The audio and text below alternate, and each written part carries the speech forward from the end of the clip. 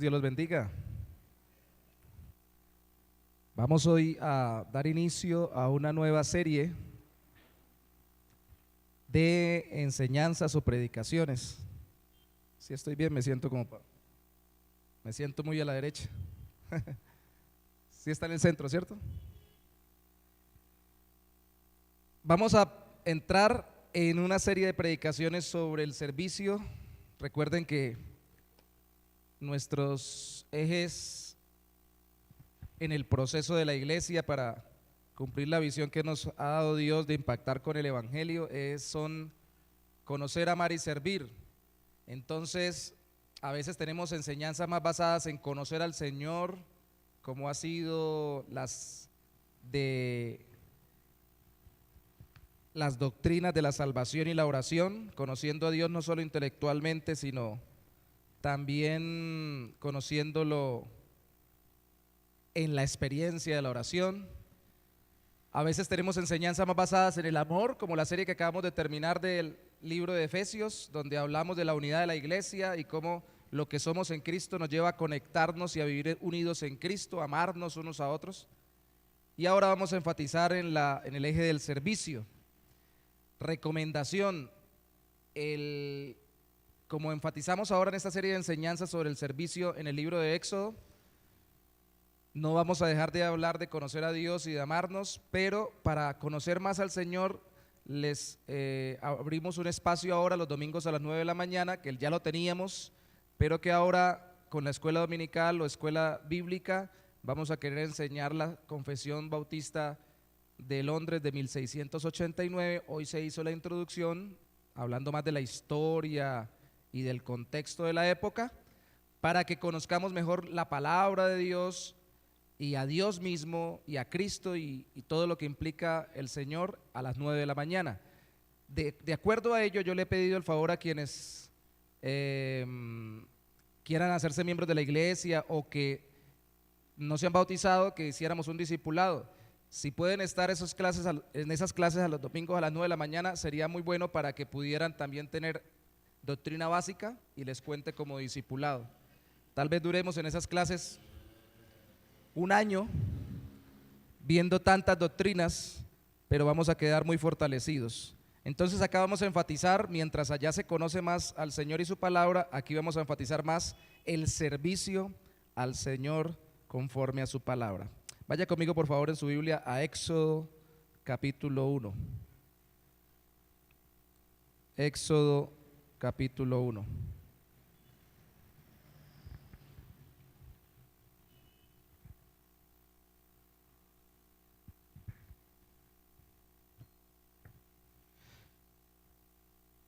Vamos a iniciar hoy una serie que se llamará Siervo del Dios que libera, porque en Éxodo vemos la liberación del pueblo de Israel como tema principal, liberación del pueblo egipcio, y apunta o representa la liberación nuestra del pecado y de la condenación. Cómo servir a Dios como Moisés sirvió cuando Dios quiere liberarnos y a través de nosotros, por el evangelio, liberar a otros de su esclavitud. Éxodo capítulo 1. Voy a leer todo el capítulo 1 inicialmente. Dice la palabra de Dios en Reina Valera contemporánea: estos son los nombres de los hijos de Israel que entraron con Jacob en Egipto. Cada uno de ellos entró con su familia: Rubén, Simeón, Leví, Judá, Isaacar, Zabulón, Benjamín, Dan, Neftalí, Gad y Aser. Todos los hijos que le nacieron a Jacob, a través de estos que acabamos de mencionar obviamente, fueron 70. José ya estaba en Egipto. Recuerden la historia de José, que había llegado a Egipto antes que ellos.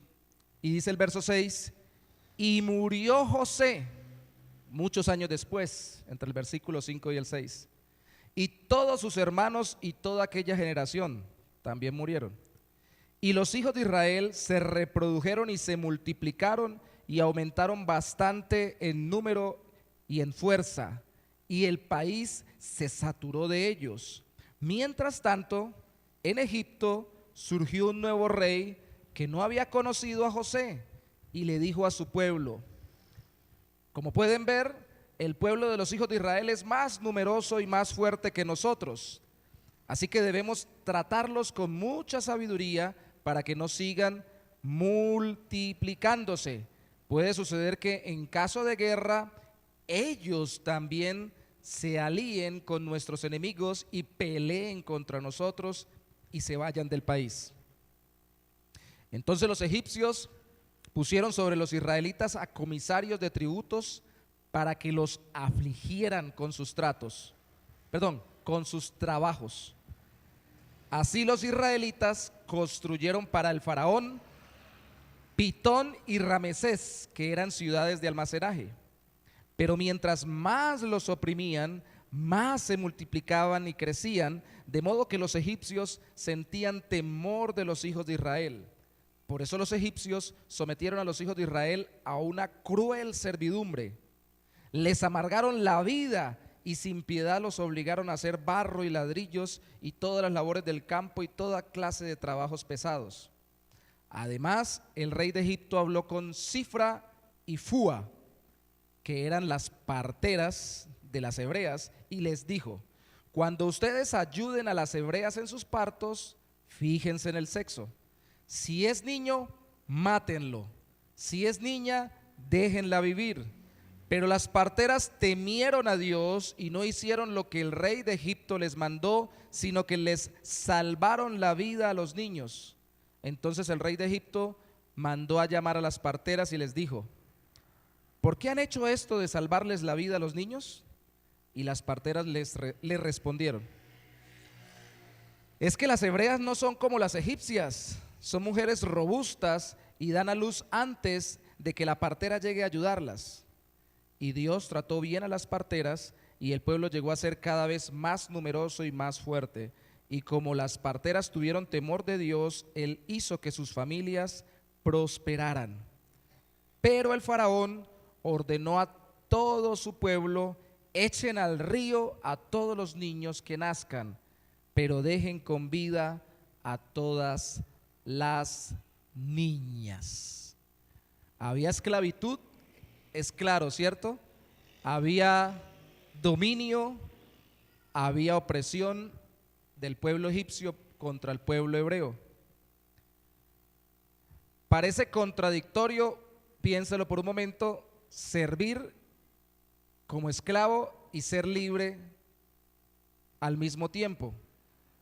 Ser siervo de un Dios que libera parece contradictorio, pero es una realidad para la vida de Moisés, que fue por Dios liberado y al mismo tiempo usado para liberar a otros a través de su servicio, porque servir es someterse a, y ser libre supuestamente ya no someterse, pero cuando usted se libera de algo, se somete a otra cosa o a otra persona. Nunca somos totalmente libres. Eso es lo que quiero que entendamos iniciando esta serie. Uno dice: yo quiero ser libre. ¿De qué? ¿De quién? ¿Y hasta dónde puede ser y no puede ser libre?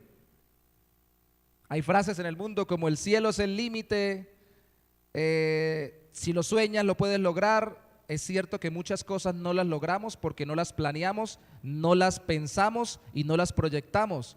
Pero también muchas cosas, por más que las proyectemos y las soñemos, no las vamos a alcanzar. Por ejemplo, yo quiero volar como un pájaro. Más bien debería pensar en ser un piloto, porque no tiene alas como un pájaro. Entonces hay cosas que por más que las soñemos, no tenemos la libertad para realizarlas y quedamos sometidos a ciertas circunstancias y a ciertas características y especialmente a ciertas personas, en el caso nuestro como seres humanos, a la voluntad de Dios siempre. Hay cosas de las que nos liberaremos, pero siempre quedaremos sometidos a otras, y lo que Dios quiere es que nos liberemos del pecado para someternos a Él y que seamos instrumentos de Él para liberar a otros y que se hagan siervos del Señor. Eso está por toda la Biblia, hermanos. Usted puede leer después en Romanos, que dice la Biblia en Romanos, el apóstol Pablo: usted es libre del pecado, pero ahora es siervo de la justicia. Usted se liberó del dominio de Satanás, pero ahora es siervo de Dios. O sea, usted nunca deja de ser dependiente de alguien y someterse a alguien.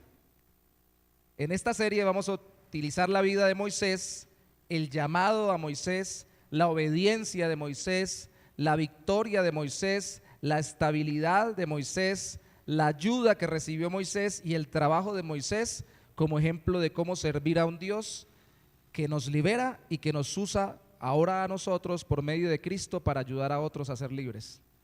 En ese tiempo Moisés fue el instrumento para liberar a su pueblo. Todo aplicado en Cristo.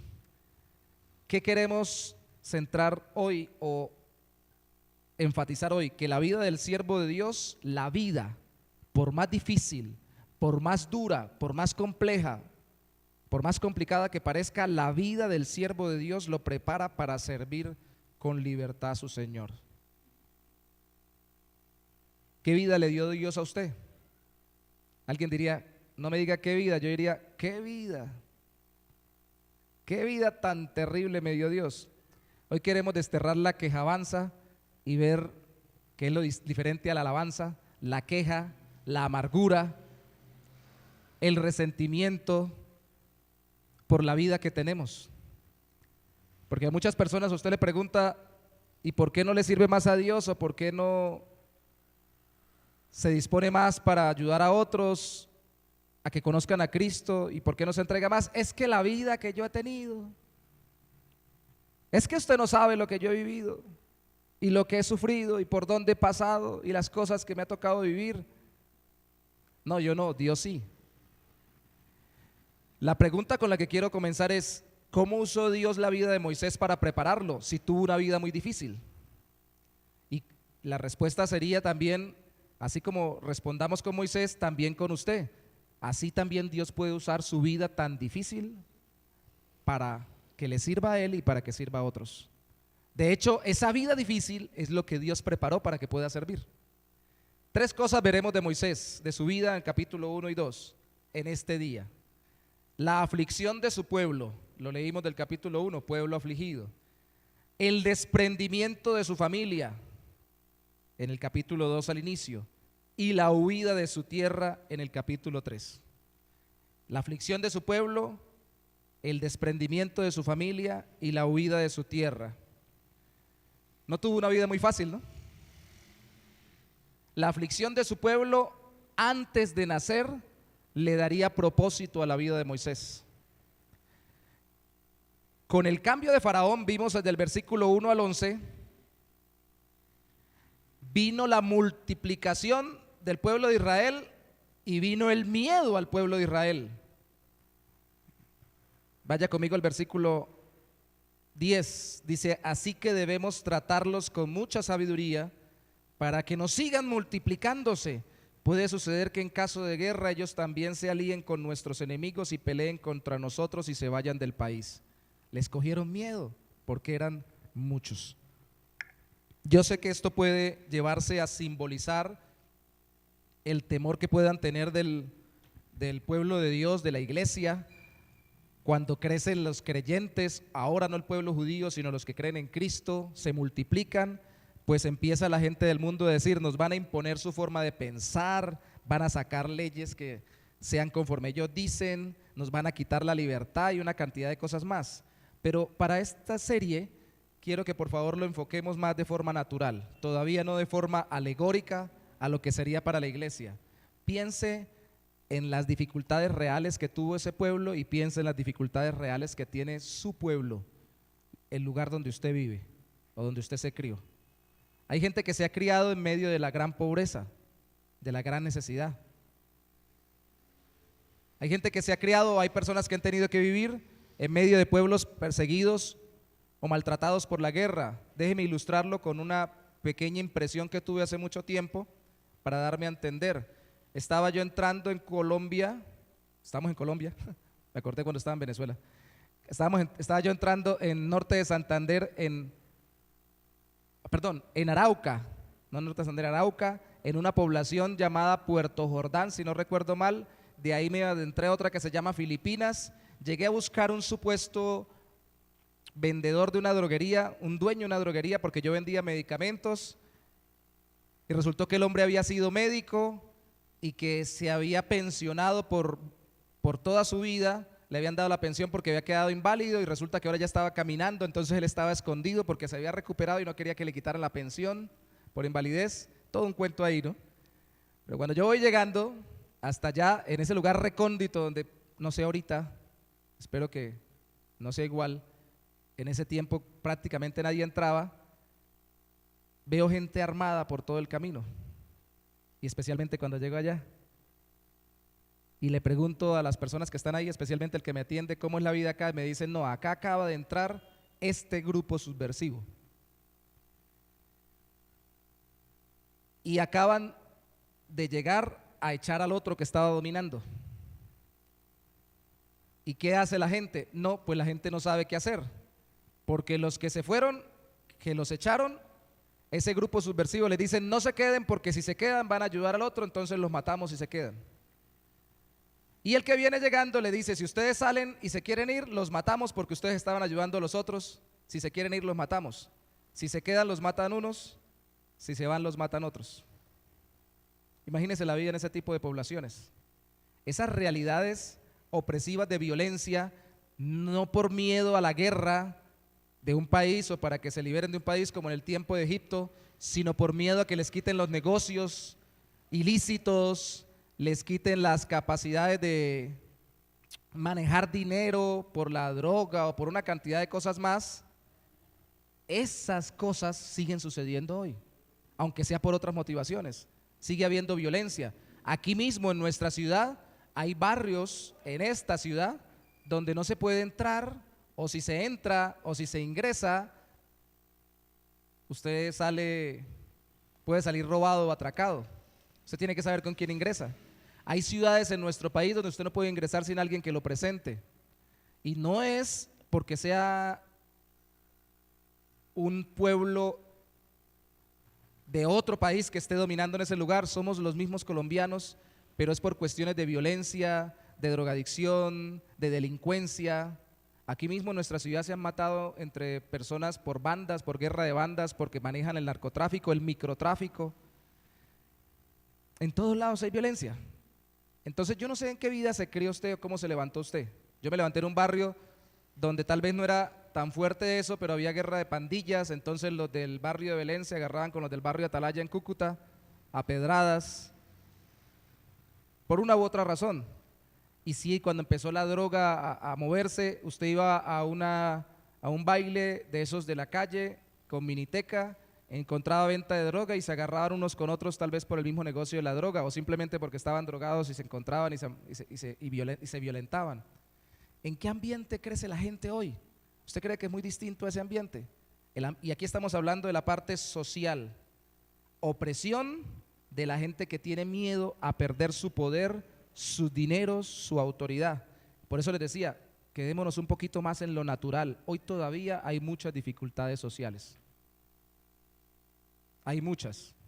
Yo me acuerdo cuando estuve en Venezuela, mi pensamiento era, cuando digo estuve en Venezuela fue pasando el río nada más, ¿no? Y cuando cruzaba más allá era para llegar a Arauca, por el lado de Guasdualito. Cruzaba por toda San Cristóbal hasta llegar a Apure.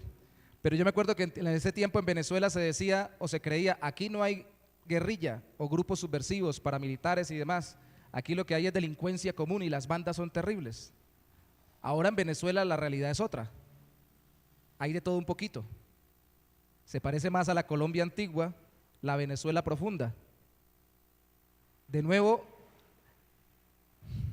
yo no sé cómo decirlo, porque tal vez usted vive en una buena casa, en un buen lugar donde no lo están atracando y no lo están esperando para hacerle daño. Pero mucha gente se cría en ambientes muy difíciles y muy pesados. ¿Qué tiende a pensar la persona cuando se cría en ese ambiente? Eso. La vida que uno vive, todo tan terrible, tan difícil. Eso podía haber pensado Moisés, pero eso lo que estaba más bien mostrando con lo que Dios le permitió vivir era que él iba a ser llamado para ser transformador y usado por Dios como un transformador de ese ambiente en el que vivía. Y entre más los oprimían, ¿qué pasaba con los judíos? Más se multiplicaban. Versículo 12. Mientras más los oprimían, más los ponían a trabajar, más los esclavizaban, más los maltrataban, más se multiplicaban. Éxodo 1:12, y crecían de modo que los egipcios sentían temor de los hijos de Israel. Esto llegaría a ser, no lo tenemos acá en el capítulo 1 de Éxodo, pero llegaría a ser el motivo de la vida de Moisés, liberar a su pueblo. En él, de parte de Dios, pero también como algo que él sentía, que era realidad en su corazón y en su vida. Llegaría a ser libre del resentimiento por la aflicción de su pueblo, al confirmar que Dios tenía el propósito de usarlo a él para liberarlos a ellos. Así como nosotros somos liberados de reclamos y amarguras, aceptando cada uno el propósito de Dios de que seamos sus instrumentos en Cristo. Vayamos más cerca, ahorita lo vamos a ver en el ambiente familiar, pero si usted no solamente vive en un barrio difícil, sino usted ya ha sido atracado, violentado, le han matado a un familiar, lo han abusado, lo han robado, incluso lo han violado, lo han abusado, ¿qué va a decir con su vida? Yo he encontrado personas que por haber sido abusadas sexualmente ya no tienen ninguna clase de restricción a su propia vida, sino que se dejan seguir abusando o incluso se prostituyen porque si me abusan, pues yo voy a sacarle lucro a esto. Pierden el sentido de la vida, pierden el propósito. Viven amargadas, viven sin sentido, viven sin deseo de vivir. Al contrario, si aceptamos que todo eso, escuche por favor conmigo hoy, todo eso difícil que hemos vivido, no lo vivimos sin que Dios lo permitiera y sin que Dios tuviera un propósito para ello. Vamos a permitir que Dios nos muestre cómo nosotros, en vez de ser víctimas de lo que vivimos, nos convertimos por la obra de su gracia en actores transformadores de nuestra propia vida para la gloria de Él y de la vida de otros que están viviendo igual.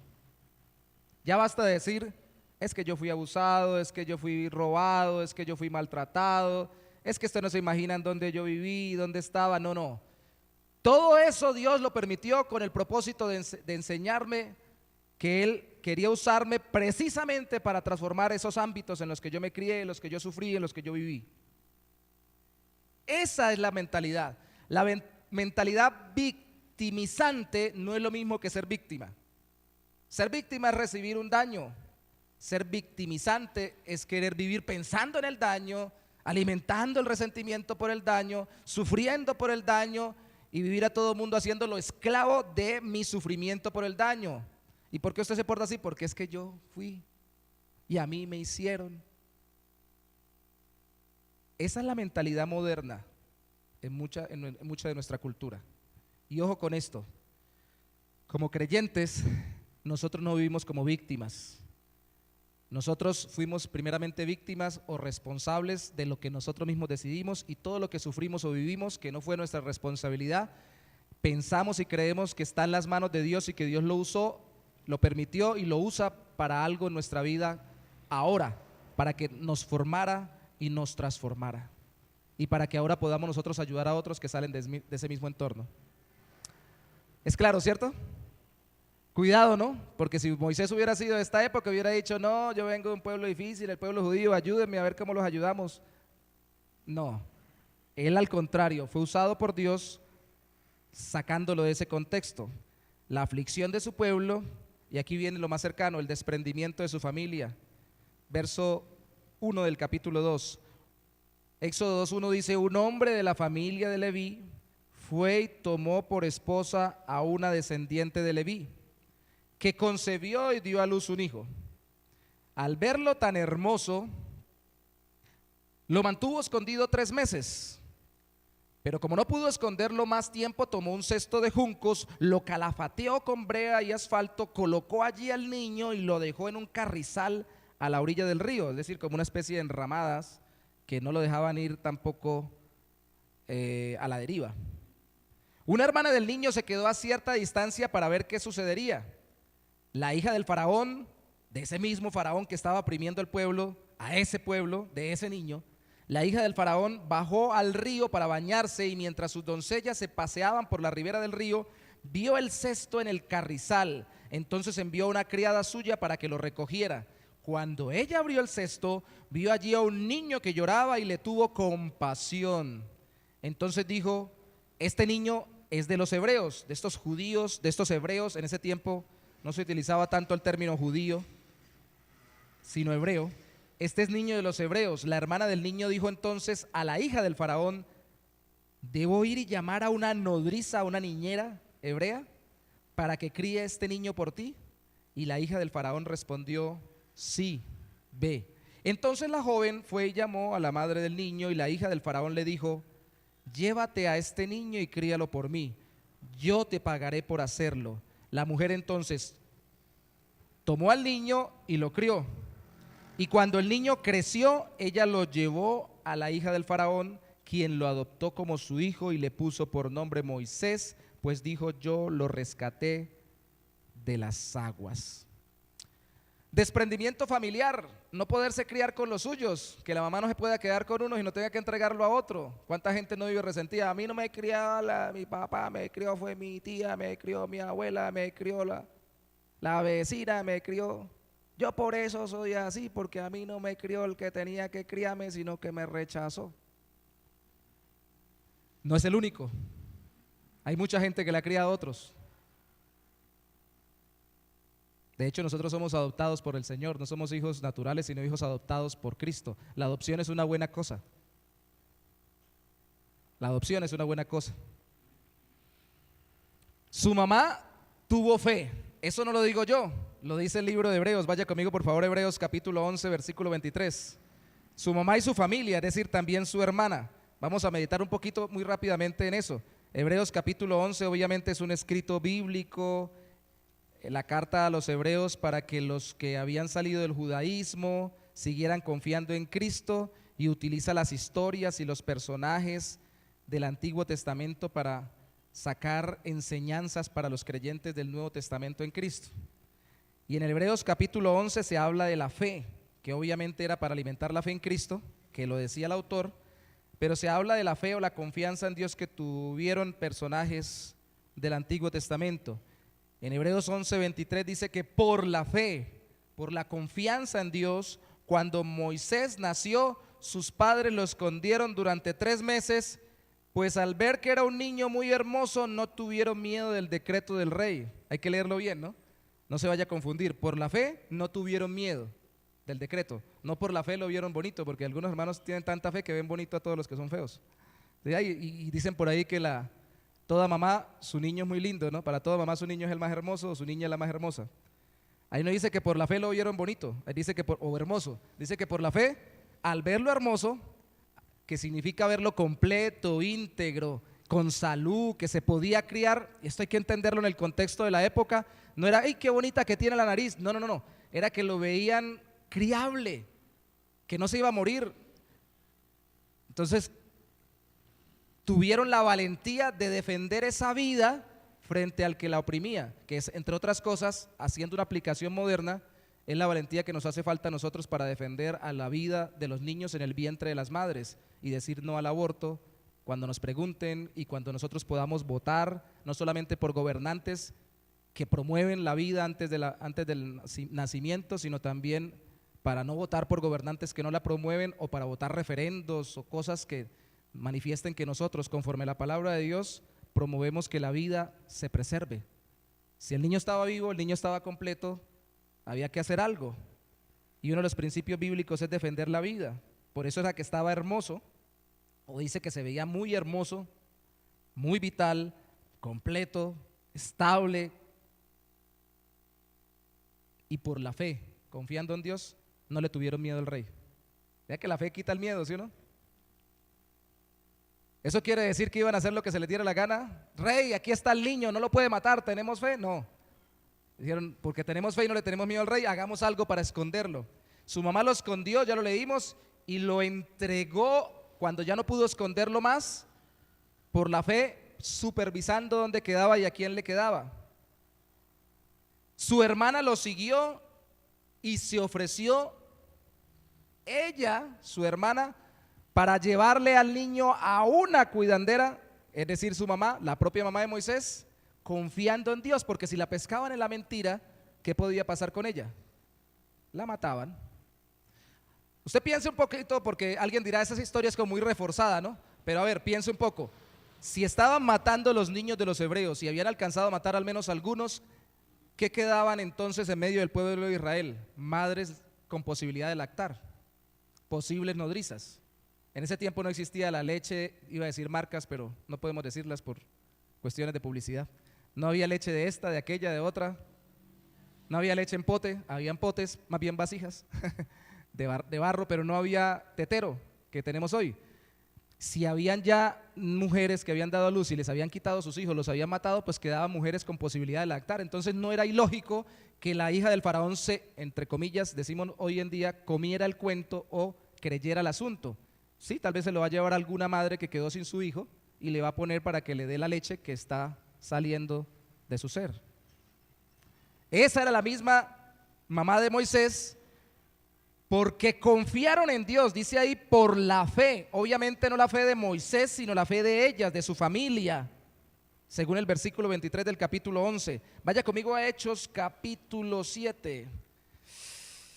Y yo sé que no voy a poder leer todo lo de Hechos 7.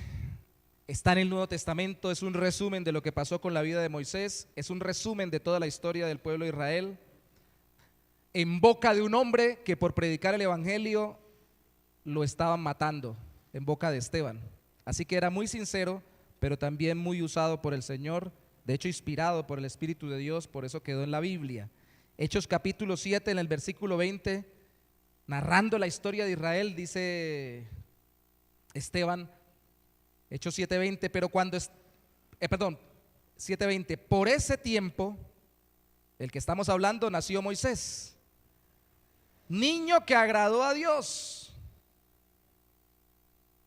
Durante 3 meses lo criaron sus padres, pero cuando estaba en peligro de morir, la hija del faraón lo recogió y lo crió como a su propio hijo. Mire lo que dice ahí, que agradó a Dios. ¿Qué había hecho Moisés para agradar a Dios? Nada. Este es uno de los textos polémicos. Estábamos hoy en la clase de las 9 de la mañana hablando del enfoque de las iglesias bautistas particulares en la historia y de todas las iglesias que hacen énfasis en la gracia del Señor para salvarnos, que no es por lo que merecemos, sino por lo bueno que es Él y su gracia para salvarnos en Cristo. Y aquí mucha gente es donde entra en conflicto. ¿Cómo agradó a Dios? Entonces conectan una con la otra. Pues agradó a Dios porque era bonito, porque era hermoso. Entonces ya hicimos una eisegesis ahí, una conexión rara. No le sacamos a la Biblia, sino que le metimos. Tal vez que Dios lo vio tan bonito que dijo, no, este me gusta, dejémoslo vivo, no dejemos que se muera. Muchas veces la Biblia dice que agradó a Dios, y a veces se traduce más literalmente que halló gracia delante de Dios, que es muy parecido. Y puede ser traducido de la misma manera, agradó a Dios, pero significa que Dios lo miró con agrado. No porque tuviera algo agradable haciendo que Dios lo viera como con especial mirada, sino porque Dios decidió mirarlo con agrado. No es lo mismo, aunque se traduzca igual. Agradó a Dios puede significar que hizo algo que le agradaba a Dios, pero aquí era un niño, no podía hacer nada. Era más bien que Dios lo miró con agrado, su gracia y su misericordia. Amados hermanos, yo quiero, yo no sé cómo hacerlo hoy, verdad que no sé, y tiene que ser el Señor el que obre en el corazón de las personas, pero yo quisiera que el mensaje de hoy fuera más de consuelo que de entendimiento. Usted piensa que si Dios no hubiera tenido misericordia de usted, aún no para salvarlo en Cristo, ya luego para eso, ¿usted no estaría vivo hoy acá? En serio, usted lo ha pensado, porque a veces uno se acostumbra tanto a estar vivo que no se da cuenta que podría no estarlo. Ya podría o estar muerto o podría no haber nacido. De hecho, algunos de ustedes pueden tener historias hasta muy, muy difíciles y muy duras de nacimiento. Algunos yo nací antes, yo nací después, a mí me agarraron, algunos, como en el caso mío, nos caímos de la hamaca recién nacidos o pequeños, por eso fue que quedamos así, medio turuletos. Algo nos pasó, algún riesgo de muerte antes de nacer, durante el nacimiento, después del nacimiento, persecuciones. Yo he conocido personas que hasta las mamás han intentado abortarlos y aún así han nacido. ¿Usted cree que eso es por voluntad humana, por casualidad o por cuestión del destino, del azar? bíblicamente hablando, es porque a Dios le plació que viniéramos al mundo. Y ahí sí me conecto con todos los humanistas del mundo. Aunque ellos no crean en Dios en su mayoría y aunque ellos no crean en Cristo como su Salvador, porque no creen que tengan pecados, pero algo dicen que es muy cierto: si tenemos vida, ¿por qué no la amargamos? ¿Por qué no le damos gracias a la vida? Dicen ellos que ni siquiera creen en Dios. Más deberíamos hacerlo los creyentes. ¿Por qué no le damos gracias a Dios porque estamos vivos? Porque nacimos. Pero volvemos al punto uno, ¿no? Pero es que la tierra donde me tocó vivir, el mundo el que me tocó, la sociedad que me tocó, o peor, según este punto, la familia que no me pudo criar, me tuvieron que entregar porque no tenían dinero. No fue porque los iban a matar como en el caso de la familia de Moisés, que iban a matar a Moisés, sino porque no tenían plata para criarme, o porque eran tan irresponsables que tuvieron que quitarle mi vida para que me criara otro. Entonces, pobre de mí. No decimos qué bendición para mí tener vida y que Dios usó todo eso para tenerme acá, sino pobre de mí que tuve que nacer y vivir todo eso. De nuevo, hasta con los ateos me alío en este punto yo, que ellos también lo creen porque son muy humanistas. Aunque no crean en Dios, creen en que si tiene vida, dele gracias porque tiene vida. A la vida, dicen ellos, yo creo por la palabra de Dios, a Dios que es el creador de toda vida y es el que nos miró con gracia para nacer. Es que usted no puede servirle a nadie y menos servirle en el nombre de Dios si usted vive amargado con lo que Dios mismo le ha hecho y le ha dado en su vida. Téngalo por seguro. Venga, le colaboro, venga, le ayudo, y está ayudándole a alguien o le está predicando el evangelio y de pronto la persona le dice: ay, pero a usted le tocó vivir una vida terrible. Sí, eso es lo que yo le he dicho al Señor. Qué vida tan terrible la que me tocó. Pues no es una buena predicación del evangelio. Y esa parte sí, el Señor, ay, no sé por qué el Señor permitió que yo viviera eso. No es un buen ejemplo. Dijo alguna vez un autor: ¿hay cristianos deprimidos? Sí, pero no son un buen ejemplo del evangelio. ¿Sí puede uno deprimirse como cristiano? Claro que sí, sigue siendo humano, sigue siendo falible, sigue siendo afectado por muchas cosas, se deja afectar hasta que no estemos en la gloria, pero no es muy buena propaganda del evangelio que uno viva amargado, entristecido, anulado por lo que vivió y por lo que le tocó pasar. Moisés llegaría a confiar en Dios al ver cómo su familia, primero su mamá, luego su hermana y luego todos juntos criándolo, confiaron en Dios para salvarle la vida a él, desprendiéndose al mismo tiempo de él. Qué tremendo, ¿no? Confiaron en Dios para no dejarlo morir y al mismo tiempo no dejarlo morir desprendiéndose de él. Esto habla de madurez. Así como Dios nos libera de la incredulidad usando el desprendimiento de quienes Él envió a predicarnos a pesar de lo que tuviera que dejar por Él. Y aquí sí lo quiero llevar al ámbito cristiano, aplicarlo a los que nos predican el evangelio, a los que vemos que se desprenden de su tiempo, de sus comodidades, o que se desprendieron de una vida de placeres pecaminosos y dejaron cosas que les gustaban por dar ejemplo de Cristo y por traerme a Cristo a mí, a mi vida.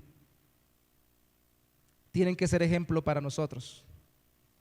Ya basta, hermanos, de pensar que el ejemplo para nosotros son los cristianos que no sufren, que no tienen dificultades y que todo les queda en bandeja de plata. Esos, si son cristianos, si son buenos cristianos, pueden ser buen ejemplo de lo que es permanecer en Cristo a pesar de las comodidades de este mundo.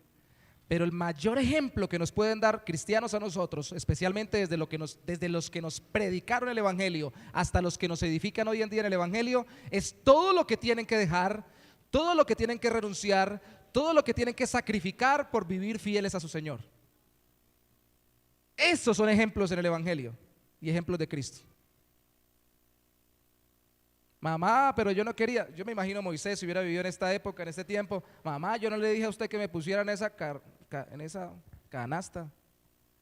Hermana, yo no le dije a usted que me siguiera, usted me hubiera agarrado y me hubiera devuelto. La hermana le dice: pero bobito, lo hubieran matado. Hubiera sido cucuteño, le han hecho bobito. Lo hubieran matado. Él no, si hubiera sido de esta época, no hubiera entendido.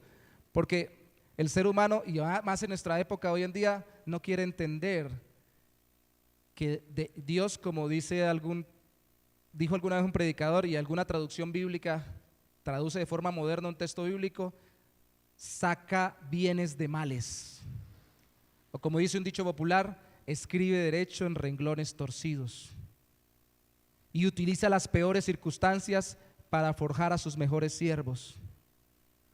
Porque no se trata de gente cómoda que nunca ha sufrido, se trata de gente que en medio de su sufrimiento encuentra consuelo en el Señor, propósito de vida en el ambiente que salieron, y encuentran la fe en Dios al ver cómo otros se desprenden de lo que podían haberse aferrado por causa de Cristo, incluso para darle el evangelio a Él, como lo hicieron la familia de Moisés con Moisés. Diferente este tipo de evangelio, ¿cierto? Así uno sirve porque sirve, pero si uno vive con mentalidad de sufrido, no sirve sino para sufrir, y eso sufre mal porque vive quejándose.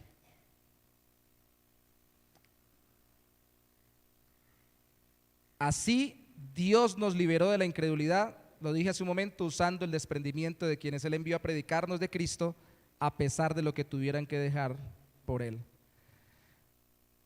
Y lo último, aparte de que le afligían el pueblo, aparte de que se tuvo que desprender de su familia le tuvo que sacar de su casa, y aparte le toca ya de viejo salir corriendo.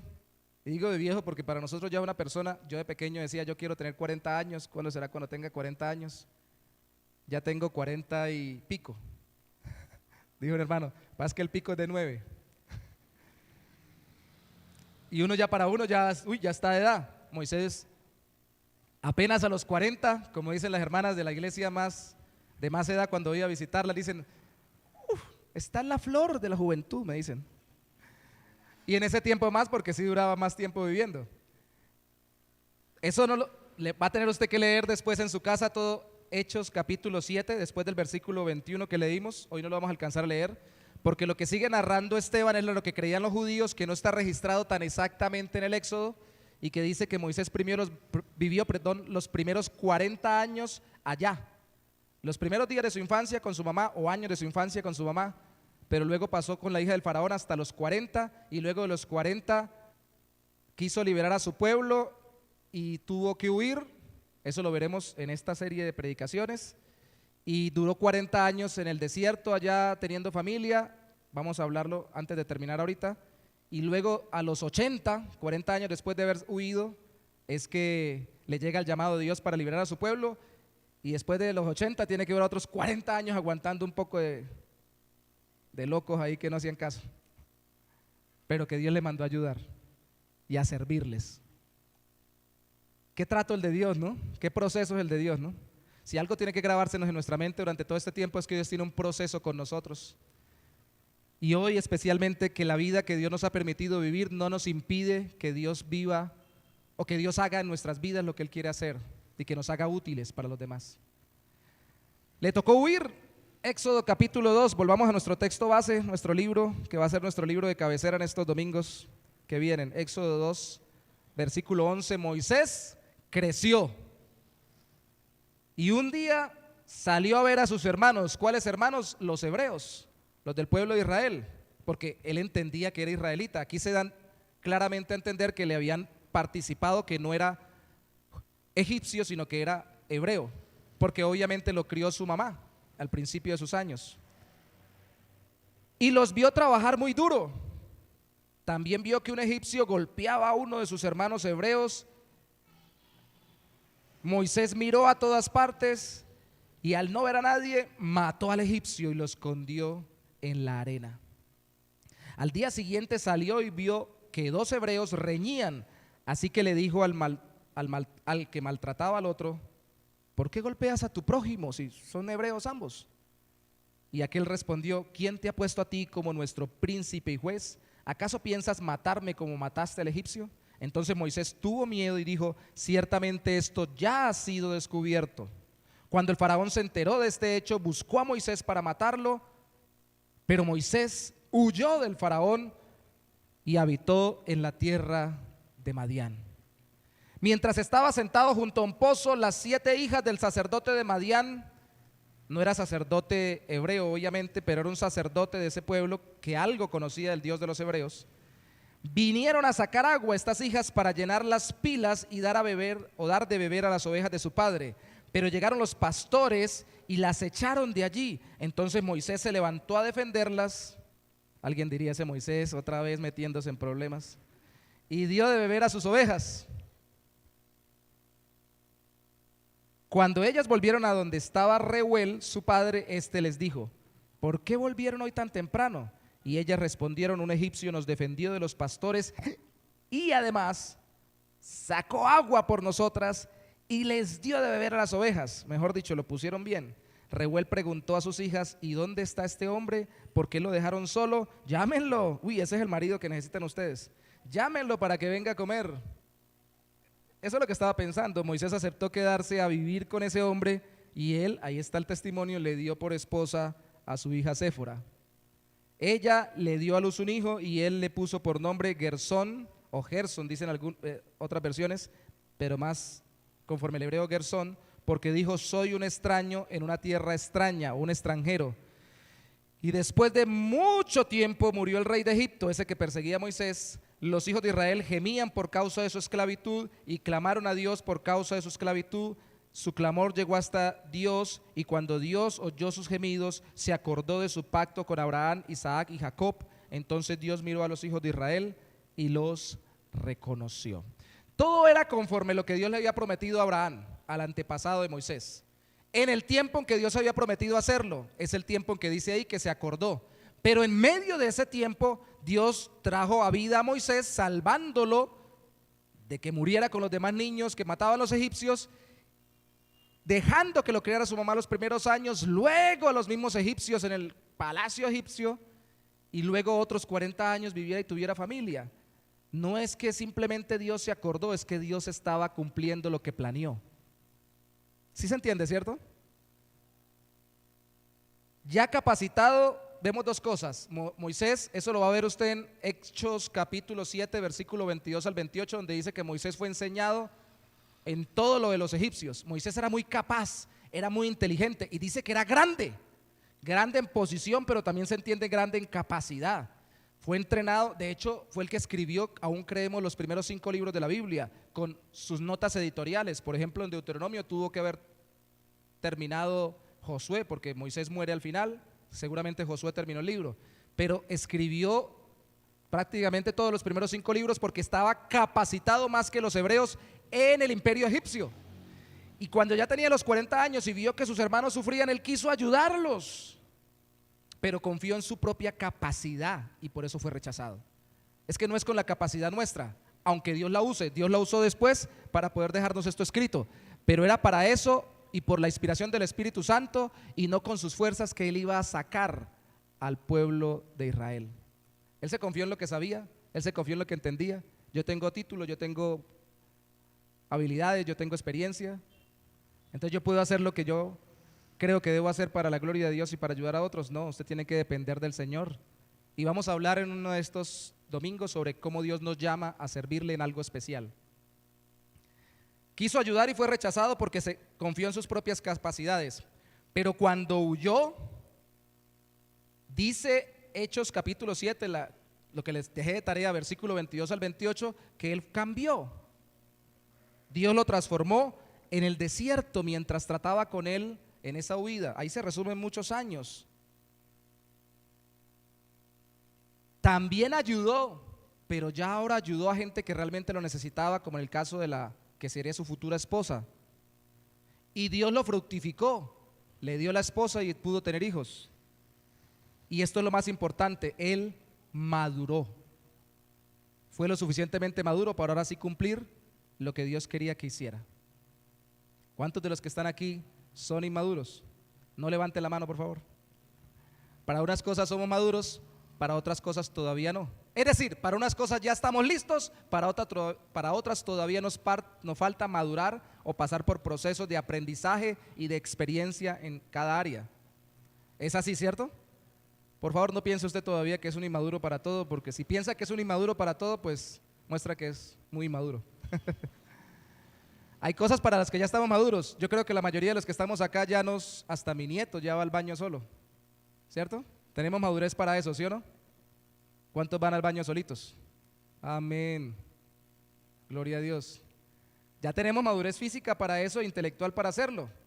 Pero hay algunos que aunque puedan ir al baño solos, puedan trabajar solos y sostenerse solos, incluso a su propia vida, todavía no pueden tomar ciertas decisiones solos y todavía no pueden visitar, estar en ciertos ambientes solos ni desarrollar ciertas actividades solos porque todavía tienen mucha mentalidad inmadura y necesitan un proceso de parte de Dios. Y eso demora un buen tiempo. Moisés llegaría a tener su propia familia, que es lo que Dios le daría cuando él huyó. Al exiliarse a sí mismo, al salir de su tierra, para que no lo mataran, encontrando un nuevo comienzo fuera de su tierra, así como Dios nos da familia natural y familia espiritual para que entendamos que Él nos mueve con las persecuciones y nos madura. Me tocó irme de la casa. ¿Y para dónde se fue? Para donde tuviera que irse. En el caso de Moisés, fuera de su país y de su tierra, tiene que hacer relaciones con otros y eso le va a ayudar a madurar. A veces no nos ayuda a madurar estar siempre con los mismos, ¿sabe? Con el mismo papá que me consiente, con la misma mamá que no quiere que nadie me diga nada, con el mismo entorno que todo me lo acolita y que todo me dice, sí, está bien, cuando resulta que está mal. Necesito salir. Se supone que cuando un hijo sale de una casa para formar familia es porque tiene la suficiente madurez para liderar esa familia o para vivir en esa familia y desarrollar familia. A veces no es así. Por eso es que a veces llegan a la casa otra vez, sea la muchacha, sea el muchacho, mamá, me echaron, ¿me puede dar posada? Porque resulta que hay procesos que se deben cumplir, pero si ya tenemos asumida la responsabilidad, entonces debemos pedirle a Dios que nos ayude a aligerar esos procesos para no desfallecer en el intento. Yo creo que Moisés maduró, estaba muy centrado en sí mismo, lo veremos cuando veamos el llamado.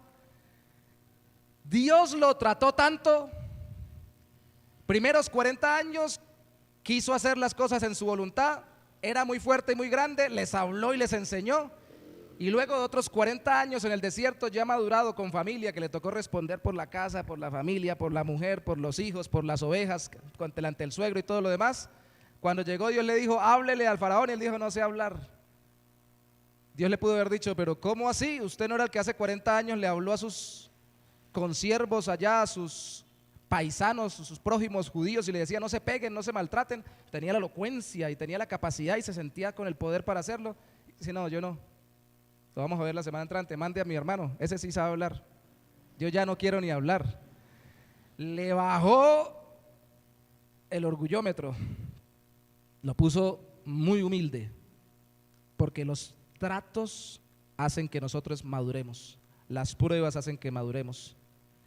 Y no maduramos si no aprovechamos la familia nueva que Dios nos da cuando salimos de la casa, en lo natural, pero también la familia nueva que Dios nos da en Cristo para llevarlo ahora al Evangelio. Yo sé que Carlos, la hermana Edilia, la hermana Carmenza, la hermana Rosita, ¿quién más está todavía antiguo, hermanos, aquí en la iglesia? No más, ¿no? Son los que quedan, ¿no? Gracias al Señor. No son perfectos, y si usted les pregunta, ellos no van a estar renuentes de darles consejos. Tal vez no sean los consejos perfectos, pero sí son bien intencionados y con base en su experiencia en lo que han caminado en Cristo y con buena intención de que ustedes vivan para la gloria del Señor. Pero dicen por ahí, el que no escucha consejos llega, pero llega muy inmaduro. Hoy en día el mundo lo sostiene, no lo deja morir pero llega mal, llega muy inmaduro. Si no aprendemos que Dios nos saca de nuestro entorno cómodo y nos hace huir para tener relaciones con otros que nos ayuden a madurar, no vamos a madurar y no vamos a poder servir con un corazón transformado por el Señor. Que algo nos sirva la experiencia de huida de Moisés. Así que si tenemos que, como decía la otra vez el hermano Carlos cuando hablábamos de madurez en una clase a las 9 de la mañana, él decía, hay que envolvernos en papel periódico, porque en Colombia envuelven en papel periódico los aguacates para que madure más rápido, ¿no? Si hay que envolvernos en papel periódico, pues nos envolvemos. ¿Qué quiere decir? Si hay que someternos más rápidamente a que otras personas nos ayuden a madurar, hay que hacerlo. Nadie madura solo. Solo nos ensimismamos y nos volvemos más egocéntricos y egoístas. aflicción, desprendimiento, huida, Dios los utilizó para que Moisés fuera preparado para servir a Dios. Solo hubo un Moisés. Alguien dirá, pastor, esto parece un sermón sobre Moisés. No, no, no. Hablamos de Moisés, es nuestro personaje, pero Moisés apuntaba a Cristo, que es mayor. Carlos leía al principio del culto en Hebreos, sí, Carlitos, capítulo 3, que Moisés fue buen siervo, administrador de la casa de Dios, pero más grande que el administrador es el dueño de la casa, que es Cristo, que es el Hijo de Dios. Así que Cristo es más grande y es mejor siervo, porque es el Hijo de Dios. Nos lleva a mirar a Cristo como el gran siervo de Dios, pero nos recuerda que como Moisés tenemos que estar en un proceso.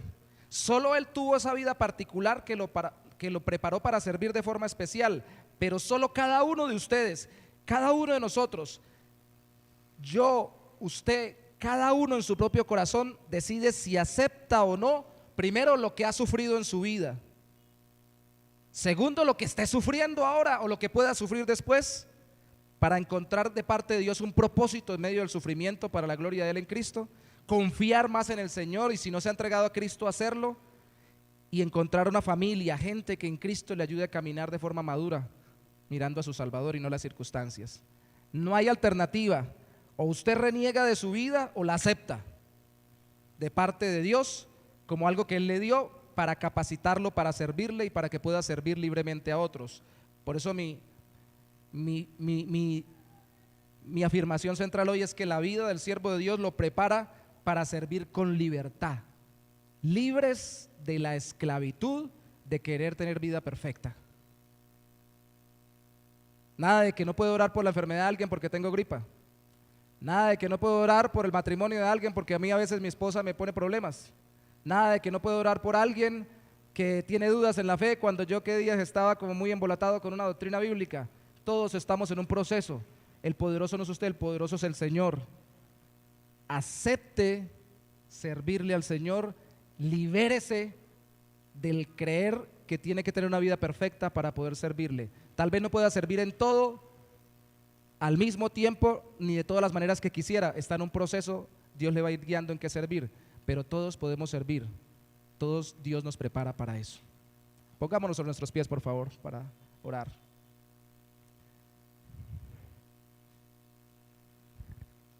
Yo no supe a qué horas empecé, así que si me demoré 2 horas, discúlpenme. Si no miro la hora. Bueno, esta es la hora de decirle al Señor, acepto lo que he vivido, Señor. Señor, tú sabes dónde nací y espero que cada uno conmigo en esta mañana lo reconozca. Lo entendemos mentalmente, pero no lo bajamos a nuestro corazón.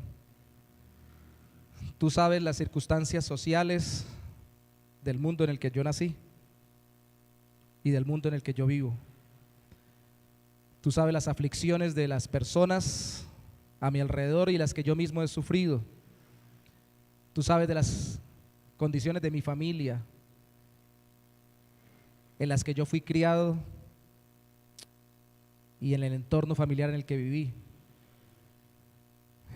Tú sabes, oh Santo Señor, lo que he tenido que dejar por circunstancias difíciles. Y quién sabe si alguno de nosotros acá, como Moisés, ha tenido que huir para que no lo maten del lugar donde vivía.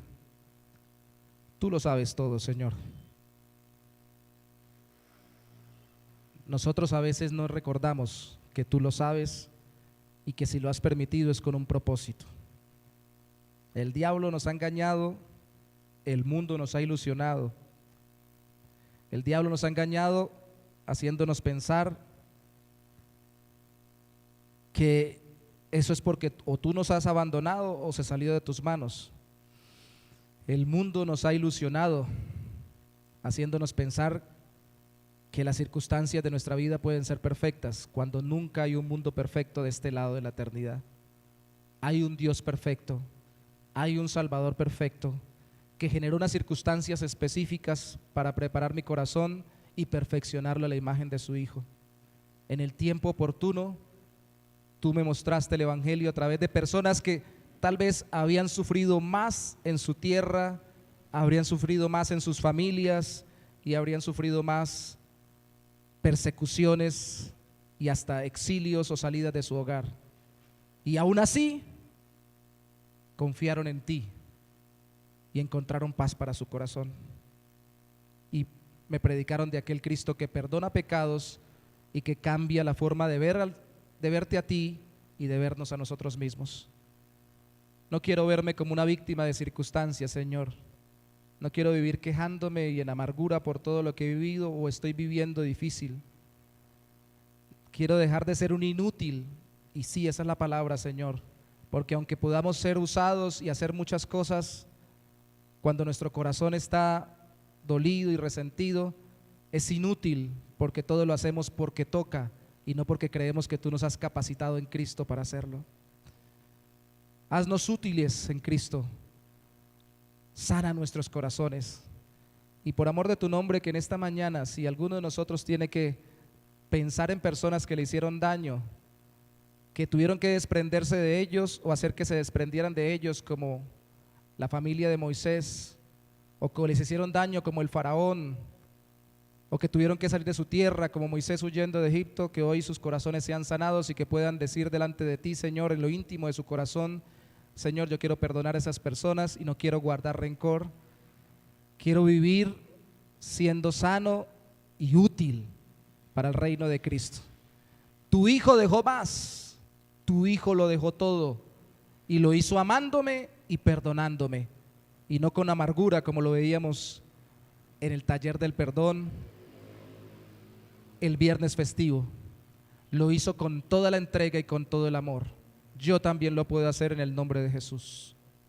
Ayúdame, Señor, te lo pido, y te damos gracias en el nombre de Jesús. Amén y amén. Vamos a pedirle al hermano Carlos que nos despida hoy. Pueden sentarse, hermanos, mientras nuestro hermano nos da unos anuncios finales.